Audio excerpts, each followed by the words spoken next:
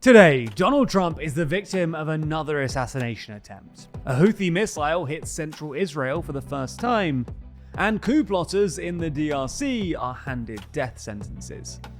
From TLDR News, this is your daily briefing for Monday the 16th of September, 2024. On Sunday, former US President Donald Trump was the target of another assassination attempt, this time at the former president's golf club in Florida. Trump was reportedly playing a round of golf when the assailant, who was 300 to 500 yards away from Trump, was seen by a Secret Service agent in the tree line, carrying a firearm and a scope. The agent opened fire, prompting the attacker to flee the area in a black Nissan, though he was subsequently apprehended by the Martin County Sheriff's Office.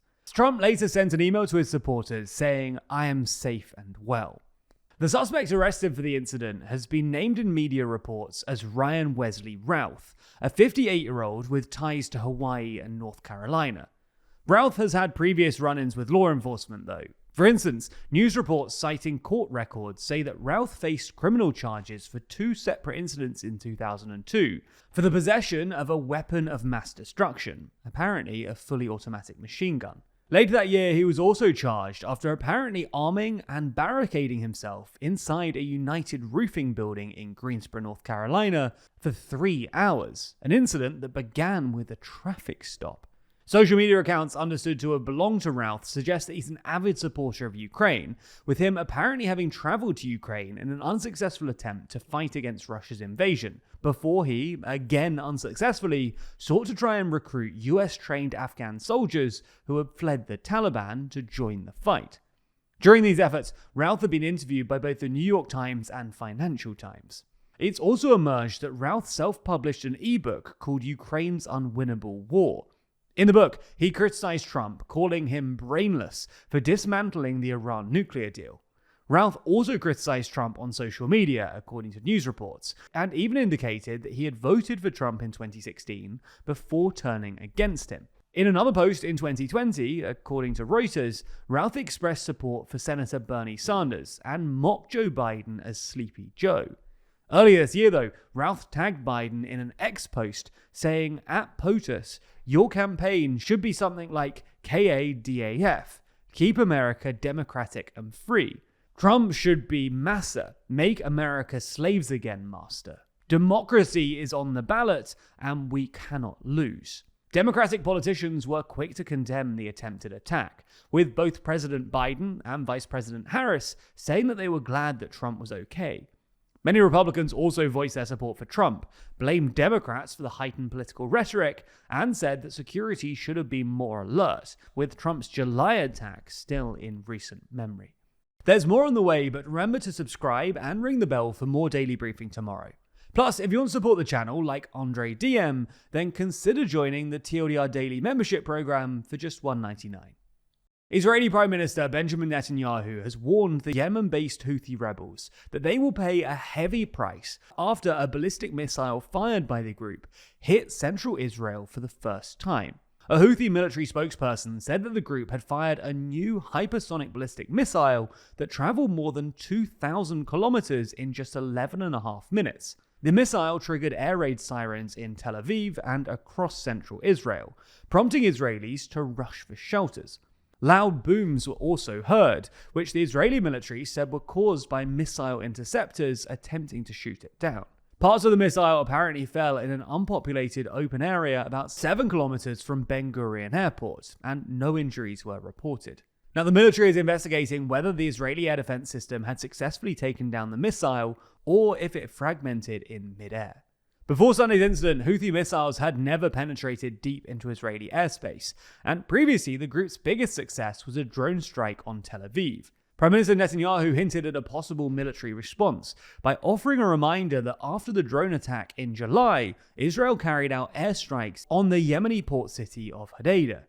The Houthis said that Israel should expect to be targeted by more strikes in the future, quote, "as we approach the first anniversary of the October 7th operation."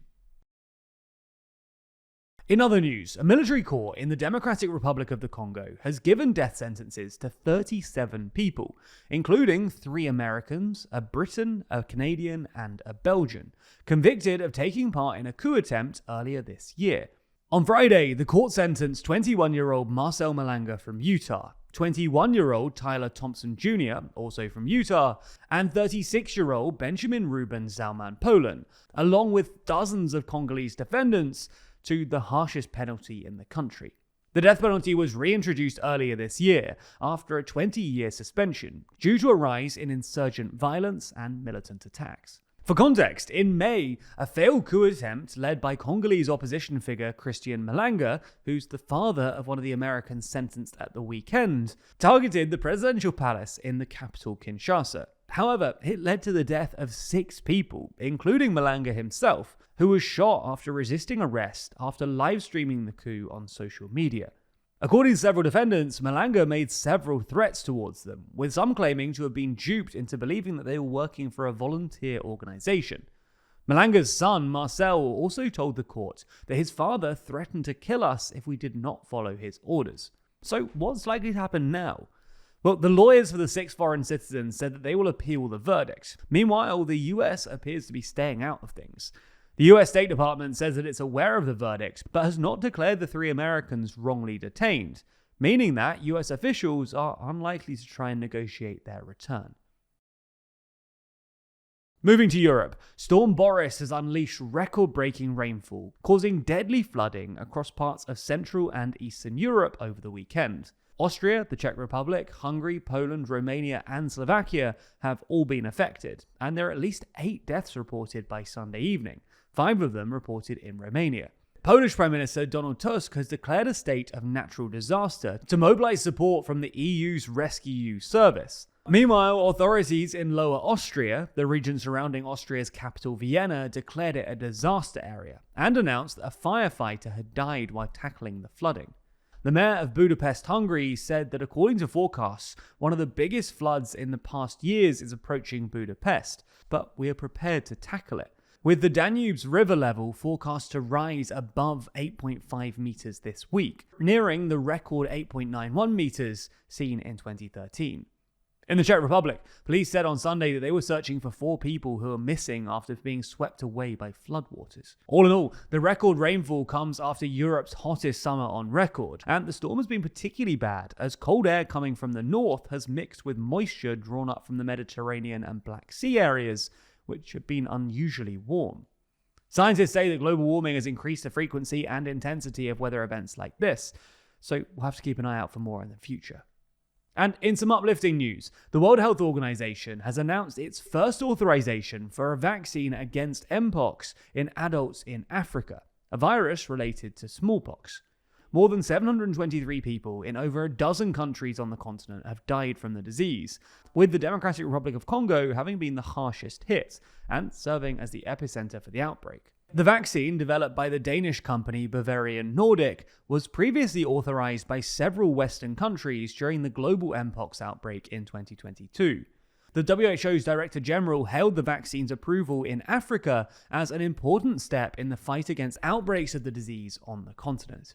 And finally, to close this episode of the Daily Briefing, we have a very special offer running on our posters right now, exclusively for you. That's because if you use the code DAILYPOSTER, then you'll get 30% off all posters in our store, but only for the next 24 hours.